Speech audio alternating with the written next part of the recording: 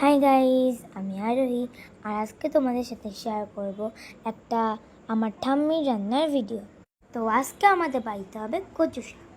তো আগে কচু শাকগুলোকে কেটে ভালো করে ধুয়ে একটা কড়াইতে অল্প জল ও নুন দিয়ে কচু শাকগুলো সেদ্ধ করে নেব। কচু শাকগুলো সেদ্ধ হয়ে গেলে একটা ঝাঁঝরিতে ঢেলে নেব। কড়াইতে তেল দিয়ে পেঁয়াজ, রসুন ও চিংড়ি মাছগুলো ভেজে নেব। একটু ভাজা হয়ে গেলে পাঁচফোড়ন, তেজপাতা ও শুকনো লঙ্কা দিয়ে দেবো।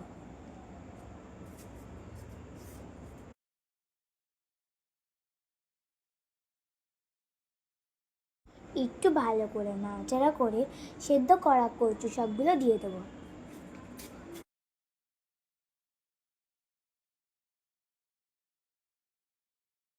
এবার এর মধ্যে হলুদ, নুন ও চিনি দিয়ে ভালো করে ঘাঁটতে হবে। কচু শাকগুলো কিন্তু অনেকক্ষণ নাড়াতে নাড়াতেই করতে হবে।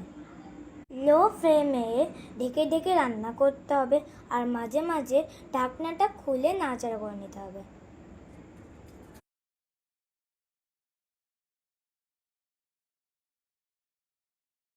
এবার এর মধ্যে গোলমরিচ বাটা অ্যাড করব।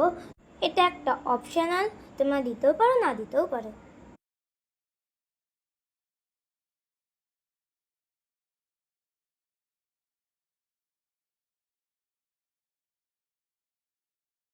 নাড়াতে নাড়াতে আমাদের কচু শাক রেডি। কচু শাকগুলো হয়ে গেলে আমরা একটা বাটিতে কচু শাকগুলো ঢেলে নেব। তোমরা এইভাবে কচু শাকের রেসিপিটা বাড়িতে ট্রাই করতে পারো, তোমাদের খুব টেস্ট। অন্য কোনো রান্নার ভিডিও নিয়ে আবার দেখা হবে।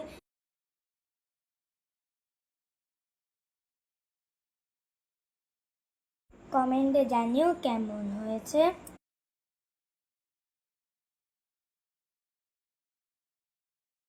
টাটা সবাইকে।